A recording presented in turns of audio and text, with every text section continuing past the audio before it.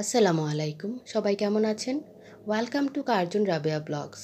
আজকে একটি ঘটনা শেয়ার করব, যা প্রত্যেক মাসেই বলতে গেলে ঘটে থাকে। আমরা হঠাৎ করেই বাইরে থেকে খাবার অর্ডার করে আনতে হয়েছে, কারণ দুপুরের খাবার টাইম হয়ে গেছে। আমাদের বাসায় এখনও রান্না হয়নি। কী বিপদেই পড়েছি দা। রান্না হবে না কেন? কারণ চুলায় গ্যাস নেই। গ্যাসের অভাবেই আমাদের বাইরে থেকে হঠাৎ জরুরি ভিত্তিতে পার্সেল অর্ডার করতে হয়েছে। সো আমরা আজকে দুপুরে বাসায় বসেই বাইরের খাবার খাবো, কারণ বাসায় কোনো রান্না হয়নি। দুপুরে রান্না করতে গিয়েছি, গিয়ে দেখলাম কি সিলিন্ডার খালি হয়ে আছে, সিলিন্ডারে গ্যাস নেই, চুলায়ও আগুন জ্বলবে না, রান্নাও বন্ধ। সো আমাদের বাধ্য হয়ে বাইরে থেকে খাবার কিনে এনেছি।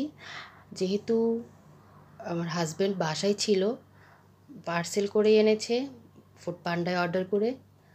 আজকে এই খাবারেই আমাদের দুপুরের লাঞ্চ হচ্ছে। সো এটা খুবই বিপজ্জনক।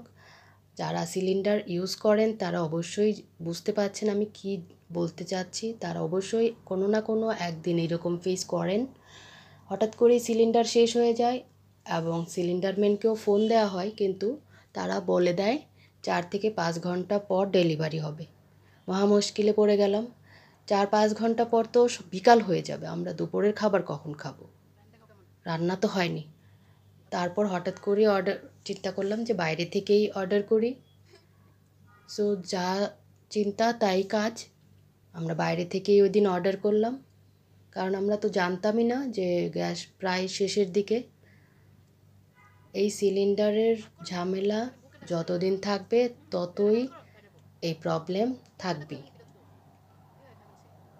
তাই এই সিলিন্ডার গ্যাস প্রত্যেকের এখন প্রত্যেক শহরেই আছে, শহরের প্রত্যেক বাড়িতেই এই সিলিন্ডার গ্যাসের ব্যবস্থা। এবং হঠাৎ করেই হয় সকাল খাবার টাইমে থাকবে না, দুপুর টাইমে, অথবা রাতে রান্নার টাইমে থাকবে না।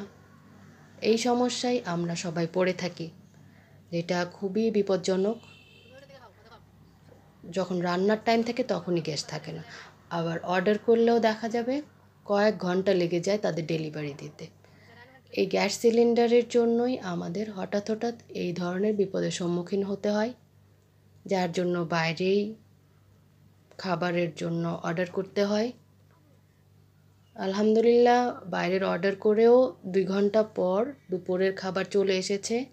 আমরা দুপুরের খাবার খেতে পেরেছি আলহামদুলিল্লাহ, এবং বাচ্চারা মজা করেই খেয়েছে এবং দেখতে পাচ্ছেন ওরা খুবই খুশি।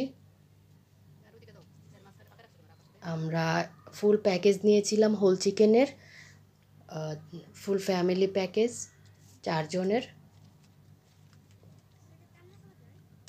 সাথে 4টা ডিম, 4টা কাবাব ছিল, হোল চিকেন রোস্ট ছিল, সালাদ ছিল।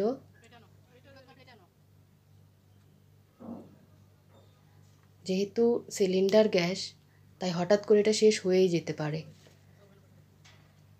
তখন বাচ্চাদের জন্য একটু প্রবলেম হয়ে যায়, তাদের খাবারের জন্য একটু দেরি হয়ে যেতে পারে। কিন্তু মায়েদের তো চিন্তা বেশি থাকে যে ওরা টাইম মতো খেতে পারছে কি না। তারপরেও আলহামদুলিল্লাহ সব কিছু ভালো হয়েছে, সব বিপদের সমাধানও হয়ে গেছে। খাবার দাবার শেষেই সিলিন্ডার কিছুক্ষণ পর নিয়ে এসেছে, তারা লাগিয়ে দিয়েছে এবং আমরা আবার কাজে ফিরতে পেরেছি।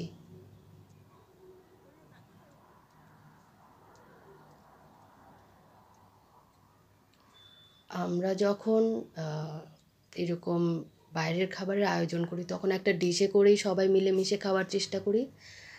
এতে সবাই মজা করেই খাই। 4 জনে দেখতে পাচ্ছেন, এখন ওর বাবা আর মেয়ে খাচ্ছে।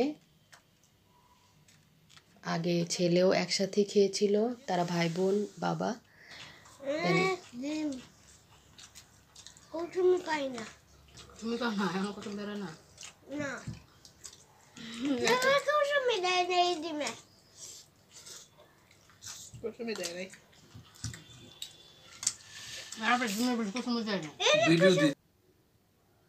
দেখতেই পেলেন আমার মেয়ে কত মজা করছে।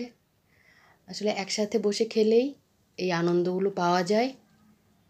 যারা এই কার্জুন রাবেয়া ব্লগস পেজ থেকে দেখছেন তারা পেজটি ফলো করে রাখবেন, এবং যারা ইউটিউব চ্যানেল থেকে দেখছেন তারা চ্যানেলটি সাবস্ক্রাইব করতে ভুলবেন না এবং বেল বাটনটি অন করে দিবেন।